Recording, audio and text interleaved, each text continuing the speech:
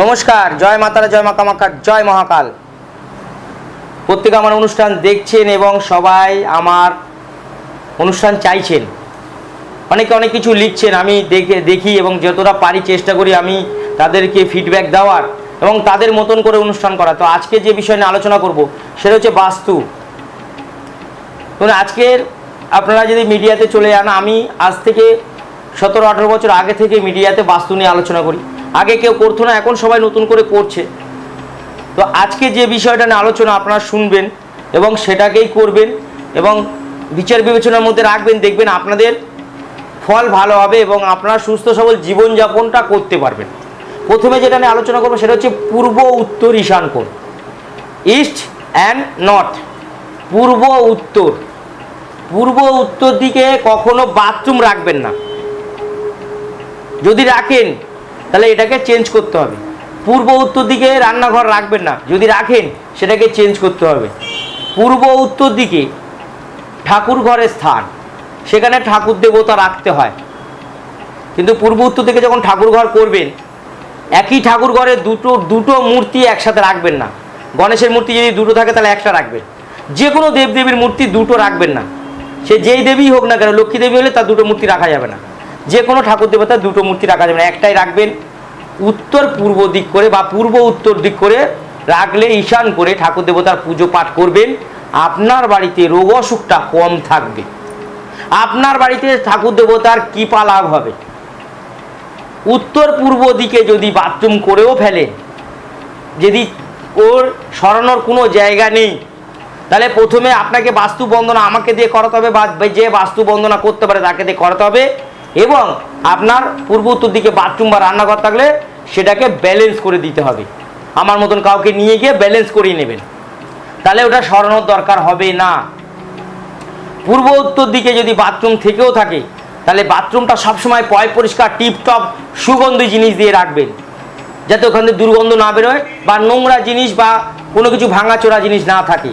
তাহলে রাহু অ্যাক্টিভ হলে আপনার বাড়িতে সব তছনছ করে দেবে, টাকা যা আনবেন সব খরচ হয়ে যাবে।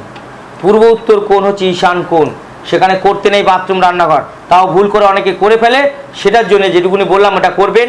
আর পূর্ব উত্তর দিক যদি সঠিক ভালো করতে চান, পূর্ব উত্তর দিকে আপনি বাড়ির বাইরে মানে এরিয়ার মধ্যে আপনার জমির মধ্যেই করবেন।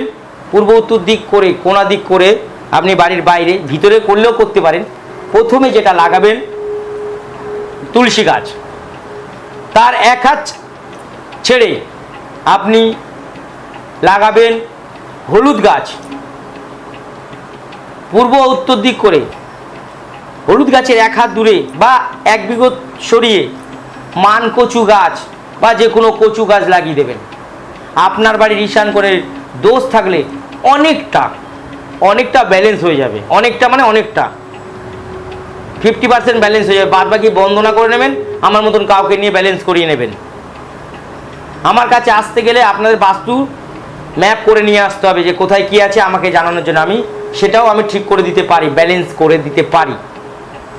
পূর্ব উত্তর দিকে এটা রাখলে আপনাদের অনেকটা ব্যালেন্স হবে। পূর্ব উত্তর দিক সবসময় ঠাকুর দেবতার ঘর করতে পারেন, আপনার বেডরুম করতে পারেন, আপনাদের ড্রয়িং রুম করতে পারেন, বসার ঘর করতে পারেন, টিভি দেখার ঘর করতে পারেন। কিন্তু ওখানে রান্নাঘর আর বাথরুম করা যায় না। এক কথায় বলি, এটা করলে আমরা বলি এটাকে চেঞ্জ করতে হবে, অনেকে বলি বাড়ি ছেড়ে দিতে বলি।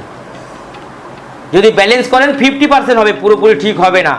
বাস্তুর পূর্ব উত্তর কোণ ঈশান কোণ ভগবানের স্থান, সেই জায়গায় যদি আপনার বাথরুম রান্নাঘর থাকে, আপনার বাড়ির লোকের ক্যান্সার মতনের জাতীয় রোগে মারা যেতে পারে, কিডনি ড্যামেজ হয়ে যেতে পারে, খারাপ কোনো রোগ অসুখে মারা যেতে পারে।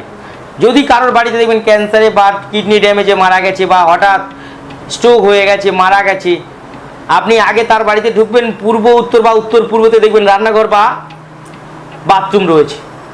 100% থাকতে হবে। এটা 100% এটা রেজাল্ট।